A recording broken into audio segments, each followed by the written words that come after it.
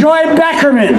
And the thing you got to know is that both of us are on the board of directors of the National Organization for the Reform of Marijuana Laws. You got to know that you were on board, right, on the HIA, the Hemp Industries Association. Now, what you got to know is 20 years ago, I met her when I first started at High Times Magazine. I was the associate publisher for many years, but that goes back before that. You see this right here? I've been smoking weed for 45 years. And I used to buy weed when I was 15 years old, right there. I was part of the bridge and tunnel traffic. I come over here, I get my bag of weed, I go home, I get high. That's how it was done in 1971. And I got high for a lot of years. And then the truth is, I started writing about weed, one of the first people I met. With Joy Beckerman. Joy Beckerman had a little head shop up in Woodstock, New York. Hemp store in Woodstock, New York, right? And every time you come in Woodstock, New York, she'd take a little stamp and she'd stamp on George Washington's face, "I grew hemp." And she got shit from the U.S. Secret Service. And we gave this U.S. Secret Service shit about them giving her shit. Mutilating U.S. currency. There you go.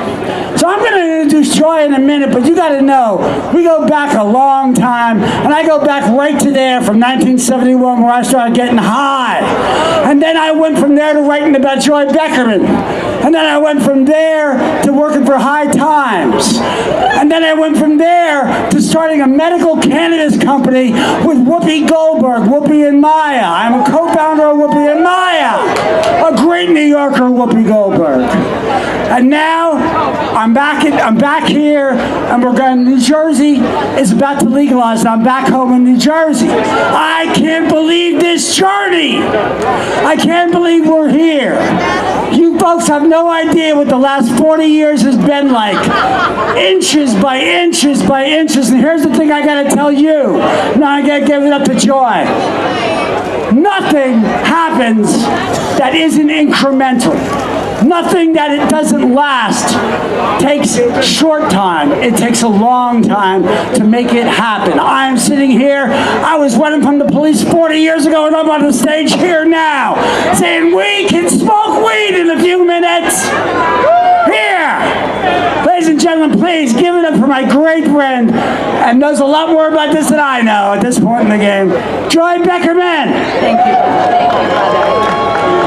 Those are stories from the early 90s, guys. Here we are. I called it the Hempire State in the 90s, and everyone told me I was crazy. We actually live in the Hempire State now. So we have to work very hard, obviously, for an improved medical cannabis platform as well as adult use. I moved back here after 19 years in Seattle and gave up legal weed to come back here, but I came into a very rich hemp state.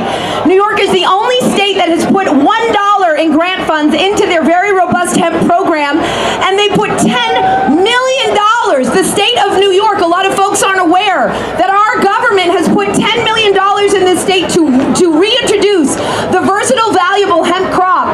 And when I talk about the industrial hemp crop, I'm talking that cannabis is here to serve all of humanity's needs. So human and animal nutrition, body care, nutraceuticals, bioplastics, paper, textiles, fuel, industrial sealants and coatings, nanotechnologies, energy, and supercapacitors. Industrial hemp will invigorate the American farmer and the small farmer and create an industrial revolution of epic proportions while healing the soil. So we have 2 federal bills that have every chance in the world of completely legalizing industrial hemp across this great nation and commercializing it as an agricultural commodity. So what I need you to do, this action call today, and I want you to know, our own U.S. Senator Schumer in the last 24 hours has co-sponsored this bill, S-2667, the Hemp Farming Act of 2018. Also, the Senate Majority Leader, Mitch McConnell, has employed a Rule 14, which is going to allow this bill to skip the committee process entirely and go straight to the floor to be heard. This is highly unusual, and our strongest political actors in Congress right now are using all of their political might to push this Hemp Farming Act through. I need you to go to hempsupporter.com. That's hempsupporter.com send letters to your federal representatives here in New York and your federal representatives, your federal senators from here in New York, and ask them to co-sponsor this bill. Guys, we are the people.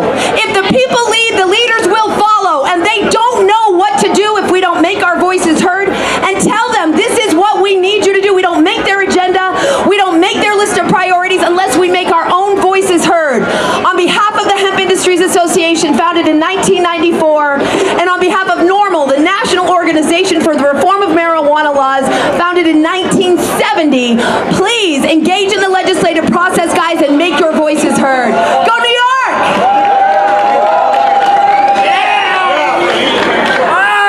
John, let me tell you something. The woman is my inspiration. And now, anybody know what time it is? It's not 4:20 yet, is it? No! Tell me exactly. Tell me exactly. I got the same damn watch, right? Okay, 4:18. So I'm going to give you guys a little bit of trip down. Emergency. Thing is, I say, look, everything's changed. It's so fucking awesome now, and it is fucking awesome now. But you got to remember one thing: it ain't over. And just because we're here in New York and the great metropolitan area, and just because they're doing things, in California and Colorado that are awesome, doesn't mean they're not screwing things up in Mississippi for people. Doesn't mean they're not screwing things up in Texas for people. People are still going to jail. You're going to hear about a $5 billion marijuana industry that's going to emerge in New York State. But that's up against another number, and that is, remember this, they are still arresting 600,000 Americans for marijuana every year throughout the country. And it's not a lot.